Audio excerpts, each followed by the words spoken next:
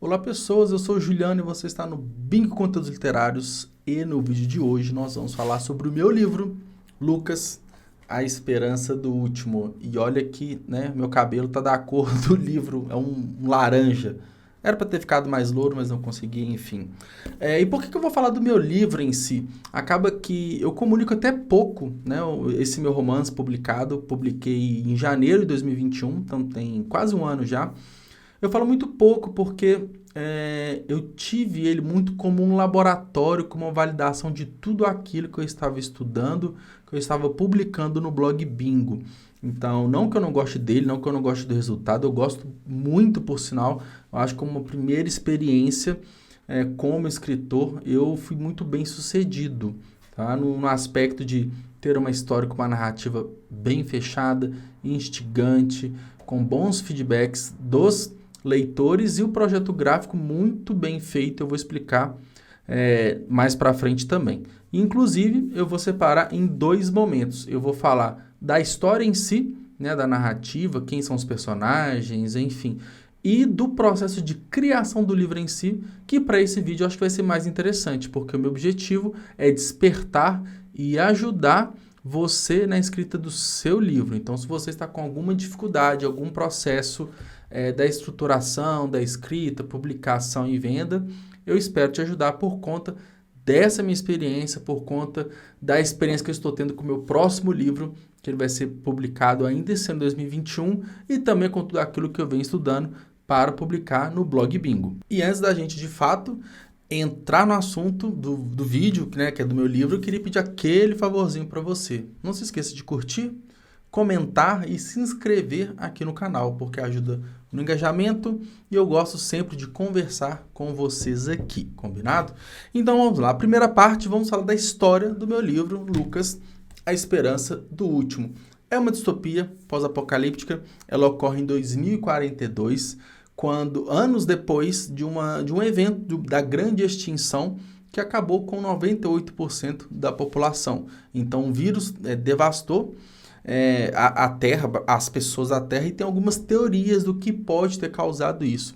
A única coisa que se sabe é que foi uma guerra política que desencadeou entre alguns países e por conta disso deixaram, né, escapar, digamos assim, um vírus e matou boa parte da população. O protagonista Lucas, ele é um dos poucos que sobreviveram e ele vive em um cinturão que é dentro de Nova Del Rey, né, como que eles denominaram, né, depois dessa, meio que um restart, assim, né, no Brasil, enfim. E essa Nova Del Rey está localizada em Belo Horizonte. Então, Belo Horizonte foi devastado. Eles, né, construíram ao longo dos anos um cinturão, e esse cinturão onde as pessoas vivem. Mas nós temos alguns grupos de seres humanos que não vivem bem, não se dão bem dentro dos cinturões como uma sociedade organizada. Nós temos os cancelados e os periféricos. Os periféricos são aqueles que sempre foram marginalizados na sociedade, né? O nome vem de periferia, então eles não tiveram o direito, né, de morar num cinturão. E os cancelados são aqueles que, por um motivo ou outro, tinham condições de morar num cinturão, mas eles optaram por ser livres e morar fora, como se fossem uns foras da lei mesmo. Então temos esses dois grupos que, vez ou outra, entram em conflito e, de repente, teve uma invasão de um desses grupos dentro do cinturão do Nova Del Rey, e eles entravam para acabar com tudo, para matar com todo mundo. E numa dessas invasões, Lucas ele foge, ele ainda é jovem, ele ainda tem seus 14 anos, ele com o Félix, que é o seu gato, debaixo do braço, ele foge para não morrer. E aí ele, né, perde contato com o seu avô, com seus pais, com a sua amiga Dâmia, que também é uma personagem forte aqui no livro, e ele, depois que ele foge, ele vive uns 15 anos sozinho. Ele não retorna porque houve, né, um massacre, matou todo mundo, e ele vive essa vida solitária por 15 anos. Até que um evento ocorre, né, uma situação ocorre que ele pensa, poxa, será, né, que os meus familiares ainda estão vivos? E aí ele parte para uma jornada até Rio 108, que é o maior cinturão do Brasil, e onde ele coloca todas as esperanças que seus familiares podem estar lá. Então, o livro, né, começa com esse movimento e o Lucas tem um forte, né, um aspecto muito forte, que ele tem um gravador de voz e ele conversa com Dâmia, que é sua amiga, recorrentemente através de gravações de áudio. É uma forma dele não enlouquecer, dele falar com alguém, apesar que ele humaniza muito o Félix, que é o gato dele, né? O único animal, o único ser que ele tem ali para conversar. E alguns capítulos têm esses áudios, né?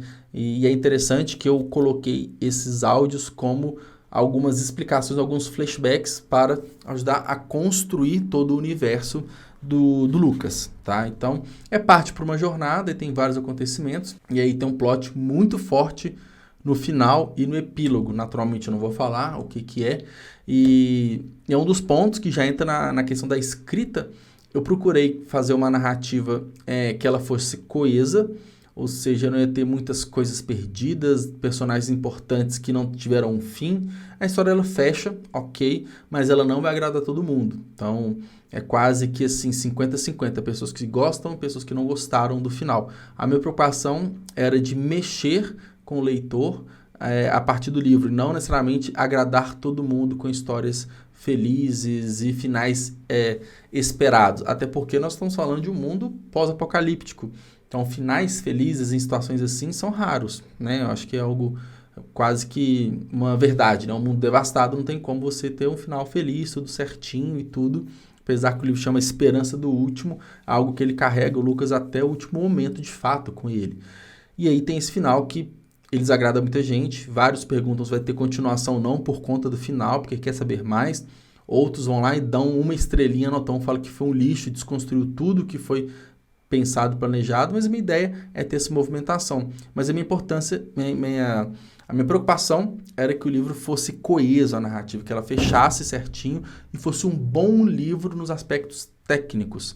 Isso envolve tanto o livro físico em si, quanto um livro que ele tem uma construção de personagem, uma divisão de capítulos bem feita. Alguns aspectos técnicos devem ser levados em consideração que você consegue pensar e ajustar bastante na fase de estruturação do seu livro. E agora, né, eu vou falar um pouco do aspecto, né, do livro físico em si. Ele está no formato A5, que é um formato padrão, né? Boa parte dos livros tem esse tamanho, tá? Então, ele tem um acabamento muito primoroso, né, da capa. Eu quis trazer um melhor material que a editora que eu escolhi tinha disponível. O miolo, por exemplo, é naquele papel pólen, que é o papel amarelado, é mais confortável para leitura, e uma gramatura muito alta de 90 gramas por metro quadrado, tá? Então, o normal é de uns 70, 80, mas eu coloquei 90 porque qual que é o bom? Acaba que você praticamente não vê a página de trás, e as folhas são grossas, são bem firmes, assim, então dá um aspecto bem robusto ao livro. Ele não é muito fino, nem muito grosso, assim, e tem 150 páginas.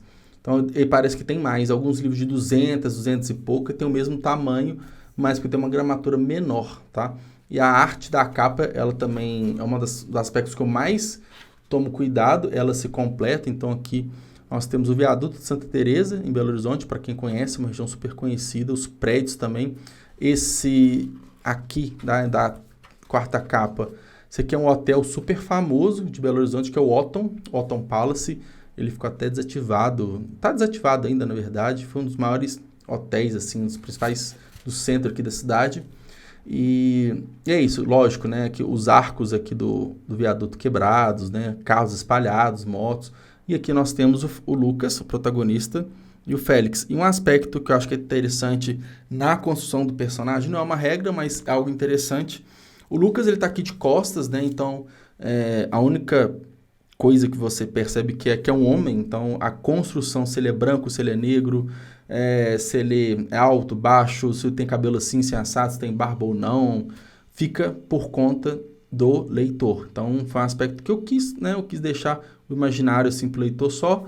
O Félix, que é o gato que eu falo no livro, que ele é aquele gato dourado, sabe? Amarelado, tipo Garfield, e ele tem uma cochila nas costas, que é um nome que eu inventei, que é uma mochila colete, né? Então, meio que um coletinho que você veste assim no Félix e tem alguns bolsos para ele carregar alguns suprimentos, porque a principal atividade do Lucas, né, e do Félix é buscar suprimentos na cidade ao longo assim dos dias, né? Então ele busca suprimento e volta Enfim, então o livro ele tem esse aspecto.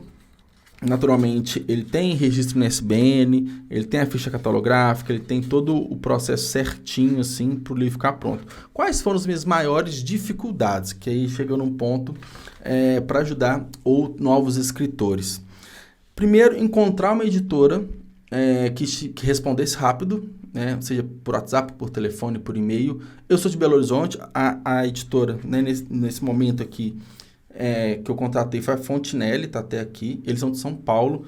Eu tentei contato com várias editoras aqui, eu não consegui. É um mix, eu acredito, de não conhecer o mercado, falta de experiência, com também uma não resposta das editoras. Porque eu peguei algumas recomendações, busquei bastante no Google e não consegui contato imediato, porque a gente tem 3 formas, basicamente, de publicação. A autopublicação, que é quando o autor faz todos os trâmites sozinhos, então ele escreve, ele revisa, ele registra o SBN, ele procura uma gráfica para imprimir o livro, ele publica nas plataformas digitais, ele faz tudo. Ele pode contratar alguns freelancers, tipo revisão textual, que eu recomendo fortemente.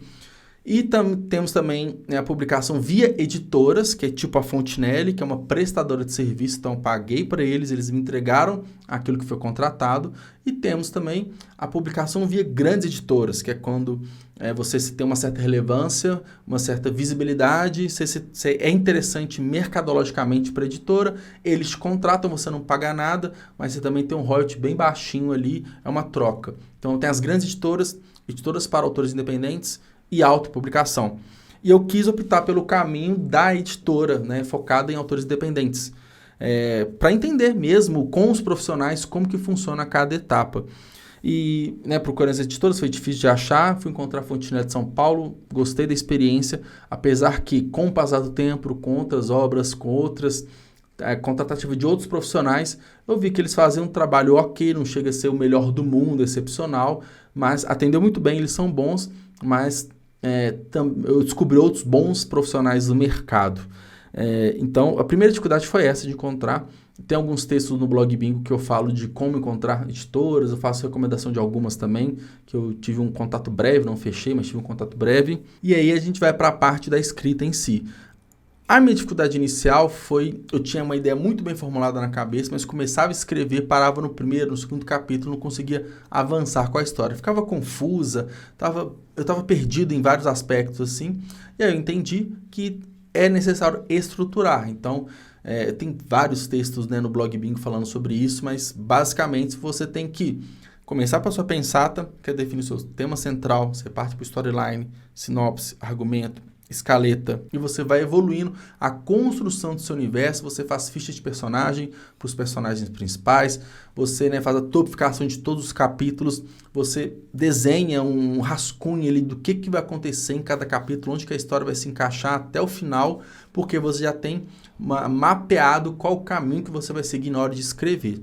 E depois que eu descobri tudo isso, foi muito fácil. Eu demorei uns 4 meses na estruturação e mais uns 4, 5 meses escrevendo. Então, meio que 50-50 ali do tempo total de escrita do livro. Depois tem os processos, que eu, finalizando a escrita do livro, comecei a procurar as editoras. Então, 1, 2 meses antes de finalizar, fui procurando a editora, encontrei a Fontenelle e aí acompanhamento das etapas. Então, primeiro, geralmente, a revisão textual. Então, você manda o seu texto pronto, seu manuscrito, ele devolve, vocês vão esse bate e volta de revisão, depois ficha catalográfica, ISBN, a formatação do documento, a diagramação da capa, se é uma impressão, tem que formatar de acordo com o tamanho certinho, se for só e-book é uma outra formatação, é um trabalho completamente diferente, e a impressão, se for uma cópia física ou uma publicação em plataforma digital, tipo KDP, tipo Google Playbooks, e enfim.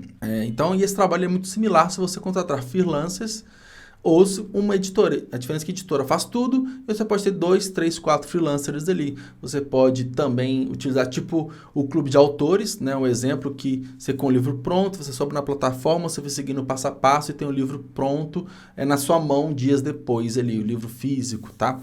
E também disponível para venda em várias lojas, inclusive no marketplace deles, tá? Então, esse aspecto, meu livro fala sobre isso. As minhas dificuldades foram antes de escrever, depois que eu entendi qual que era o ritmo, qual que era o lance, o tato ali de pegar a escrita, foi embora. porque aí, como eu disse, eu usei 2020 muito de laboratório, fui escrevendo e aprendendo, escrevendo e aprendendo. Então, quando chegou o livro pronto na minha mão, eu já entendia muito bem como que funcionava o processo, tá? Então, basicamente é isso o meu livro. E, vamos aproveitar e falar de planos futuros, né? Agora, finalzinho de 2020, eu vou lançar um conto. Ele vai ser na versão digital primeiro e, né, não vai dar tempo, mas ano que vem a versão física vai sair também, impressa, bonitinho e tal. E eu vou lançar mais pelo menos 1 ou 2 contos em 2022 e um romance que eu já tô com a ideia muito bem elaborada na minha cabeça, algo que eu quero fazer há muito tempo. E é isso, vida de escritor é essa, a gente vai escrevendo, vai aprendendo, vai aprimorando e vai avançando cada vez mais, beleza? Se você gostou desse vídeo, não se esqueça de deixar seu like e se inscrever aqui no canal Bingo, combinado? Até mais, valeu!